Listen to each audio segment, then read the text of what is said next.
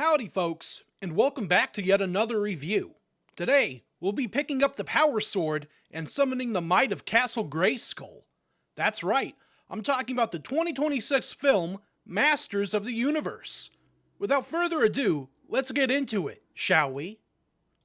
As stated before, Masters of the Universe is a 2026 sword and sorcery action-adventure film that is based on the Masters of the Universe IP, otherwise known as He-Man. It was directed by Travis Knight, who is known for such films as Kubo and the Two Strings, Bumblebee, and the soon-to-be-released Wildwood.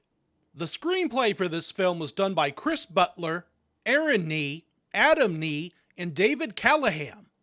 If that sounds like too many cooks in the kitchen, that's because it is, but I'll get into that in a moment. The film, which is 140 minutes long, was produced by Metro-Goldwyn-Mayer, Mattel Studios, Escape Artist, and True North Productions. The film was distributed by Amazon MGM Studios in the US and by Sony Pictures Releasing International for, well, the international audience.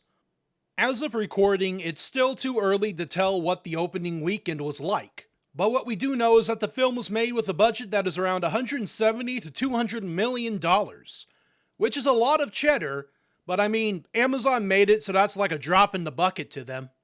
So anyways, what's this film all about? Well, according to IMDb, a young man on Earth discovers a fabulous secret legacy as the prince of an alien planet, and must recover a magic sword and return home to protect his kingdom. And yeah, that sums it up pretty well, except the fact that he doesn't discover his legacy. He already knows that he's the Prince of Eternia, the planet that he's from. Basically, the film starts off introducing us to a young Prince Adam, whose kingdom is attacked by the evil forces of a mad wizard named Skeletor. In order to keep an artifact known as the Sword of Power safe from the clutches of this villain, Adam is sent to Earth with it, but along the way loses the sword. For 15 years he is stuck in our world, until one day he finds the sword, which kicks the whole film into gear. Now, at first you might be thinking, oh, this is one of those films that claims to be a fantasy adventure but actually just takes place in a modern day city? Well, you're in luck, because it surprisingly has very little of that. I think we spend about maybe 20 to 30 minutes in the quote-unquote real world, before we are thrust into the world of Eternia for the rest of the film's duration. Again, this is an over 2-hour long film, so you get over an hour and a half of huge CGI worlds and monsters. Which, I mean, doesn't sound all that impressive, but it beats going all Smurfs and just taking place in New York, or in this case, Oklahoma. For the story itself, I think the overall narrative isn't necessarily the strongest. It's amazing how they got 4 people in a room and basically just made the conscious choice to have He-Man teleported to a modern day city, but still course correct and quickly have him sent back to his home planet. It's like they knew that audiences wouldn't be interested in the real world, but still had to put it in there to give us a fish out of water protagonist. But I will say that the fish out of waterness of Adam actually adds to his character. When the film wants to be, it can be rather poignant about the subject of masculinity and what it means to be a man. Does it mean being tough and having huge muscles and punching all the bad guys with those muscles? Yes. Yes, it does. But it also goes into a more sensitive side of Adam. He's someone that wants to de-escalate conflict and bring people together. The film has messages about positive portrayals of masculinity, which is to stand tall with others and support people in need. It wasn't just about being the toughest man in the room, it was about understanding and uplifting others as well, which was very sweet, I think. However, this film isn't the boys' version of Barbie. While it does explore gender themes as mentioned before, it's still more preoccupied with being about action and adventure first and foremost. In fact, there's a bit of a joke at the end about the message of the film, but I'll leave that for folks who want to find out on their own. So basically, there's a message, but if you just want to see human action figures get bashed together, it's got plenty of that. I'm sure some weirdos are going to complain about He-Man going woke, to which I say, it's a property about a muscled guy in a loincloth wrestling with other dudes while glam rock plays in the background. Shit was always fabulous, son. Speaking of big dudes, let's talk a bit about some of the characters. For this film, Prince Adam, aka He-Man, was played by Nicholas Galitzine, and I think he did a phenomenal job. He does great at playing this naive man who just wants to go home, who also has to deal with gaining the power of a god. It's a power fantasy role that stays grounded, in part because of the aforementioned part where he's been on Earth for 15 years, really humanizes him when compared to everyone else on Eternia. Sure, he has these really cool badass moments that I'm sure will get posted all over YouTube when this film releases on Amazon Prime, but I think the calmer bits where we take a moment to just see Adam be himself are actually very charming. He's your normal, average Joe that just so happens to possess ultimate power.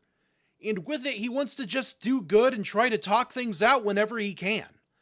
It's kind of refreshing in a way to see a hero that's, well, heroic and good.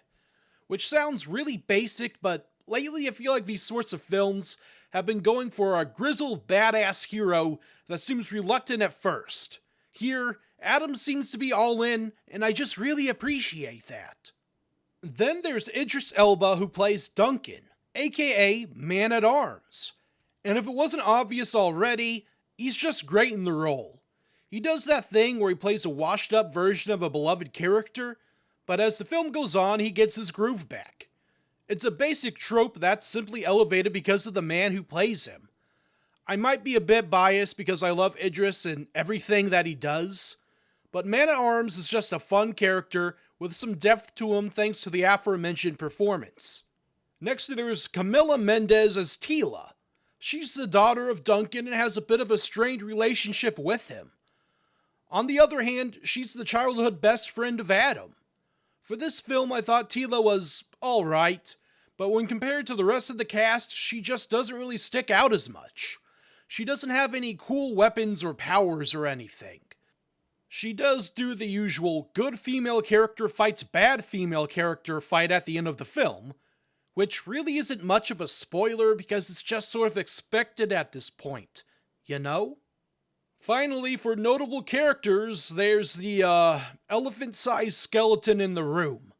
Jared Leto, who is controversial for reasons I won't get into much here, plays Skeletor in the movie. And honestly, I know we all meme a lot about the guy, but he was actually pretty good in this film. Like, just divorcing the dude from all the weird and messed up stuff for a second, he was just a really solid Skeletor. He isn't as high-pitched as the original cartoon version, but instead he has a sort of gravelly, sophisticated tone that I think suits the film version more. And despite being the villain, Skeletor is also the comedic relief for the film as well, which was a bit confusing at first, but after a while you get used to it and kind of look forward to his antics. It also sort of puts you in a false sense of security seeing him be so silly, only to have that sense ripped away when he violently melts a dude into a puddle. What I'm trying to say is, and I know people hate the word, but Skeletor was just fun. I know, the dreaded F word that replaces actual critique with lowbrow opinions. But hey, it's my channel, so I'll do what I want. Moving on, the fight scenes in this film were actually very well made. Obviously, a lot of it is folks standing in front of green screens, swinging swords, or shooting blasters at nothing, but I'm fine with that because, well, it was fun. Again, it's like action figures fighting each other. The fights very much capture that sort of childlike imagination, and this film has plenty of fighting, so for folks who want to see their favorite characters kick some butt, it'll definitely provide that in spades. Next up, the effects. This film has a lot of CGI usage, to the point that I wonder if it just would have been cheaper to make this a completely animated film. Like, half the cast are just polygons, you know? But I think the CGI holds pretty well. Like, it's clear that Amazon spent a lot of money on this film with just how elaborate some of it gets. There's massive vistas, forests, caves. There's tons of CGI goons and explosions. Big elaborate fight scenes that probably made several servers explode with just how much data there was to compute. But I also want to touch on that there were a lot of neat practical effects as well. The costumes especially were nice. I'm always a sucker for a good costume, and this film had plenty.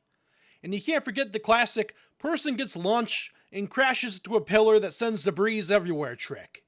Thinking about the CGI effects and the practical effects, the sets for this film were pretty good too. There's, as mentioned before, a lot of green screen use, but there's also smaller sets made that physically exist, usually just to get trashed. Amazon spared no expense when it comes to visual effects used in this movie, as looking at Wikipedia I can count at least 6 different VFX companies. Again, it helps with the folks making this film are owned by one of the richest and most powerful corporations on Earth, or Eternia. Finally, we have the music. For this film, the score was composed by Daniel Pemberton, and I gotta say it was excellent.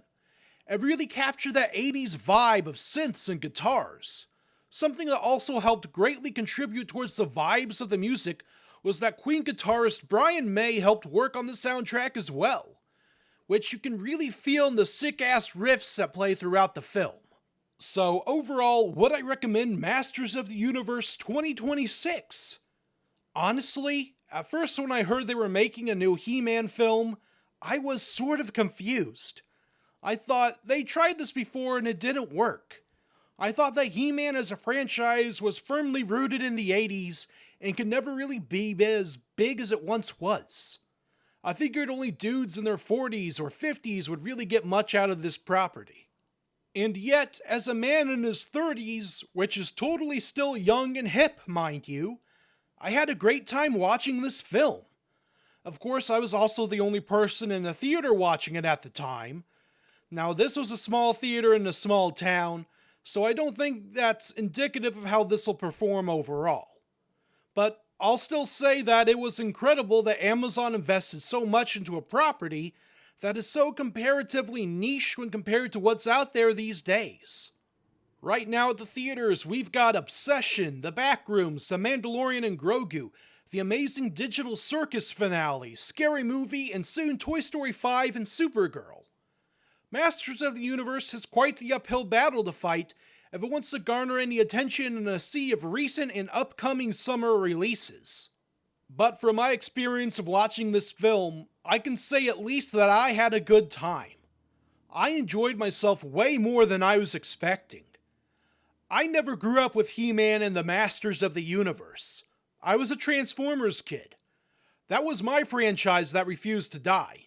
But now, well, now I can't believe I'm saying this, but I think I might be a bit of a He-Man fan now.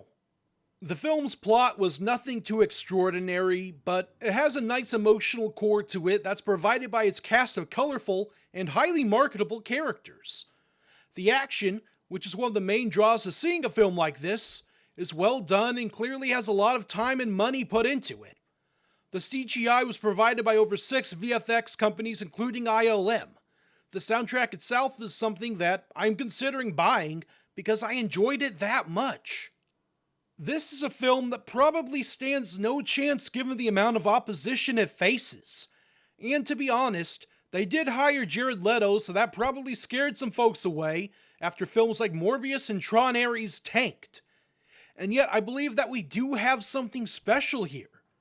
I've seen people compare the upcoming release weekend to that of Dungeons & Dragons, Honor Among Thieves, or Transformers 1. And that it's a film that's way better than its marketing made it out to be, and that is going to probably get slaughtered at the box office. And unfortunately, I'd agree. I haven't seen much word of mouth for this film yet. Of course, it just released, so that could ramp up, but I don't know. A lot of big Hollywood projects have been floundering lately in the wake of smaller films, sometimes even independent ones. And while I would like nothing more than a Goliath like Amazon to get some dirt in its eye, I just can't sit back and let that happen. I gotta at least try to get the word out about how fun this film is. Yes, that word again. It was fun, damn it. And I'm not gonna let folks yuck my yum on that one. So if you're looking for an action-adventure, sword and sorcery film this summer, well, this film exists. It has the aforementioned unique characters, frenetic fights, and bombastic score. It has a lot of heart and passion behind it, despite being made by Amazon and starring the charismatic black hole that is Jared Leto. It is, in my own opinion, a good film. So, see it if you want to. But hey, if the theater is too expensive, it'll probably be on Amazon Prime shortly after it leaves the silver screen, so you can catch it then too. But above all else, remember that you too have the power.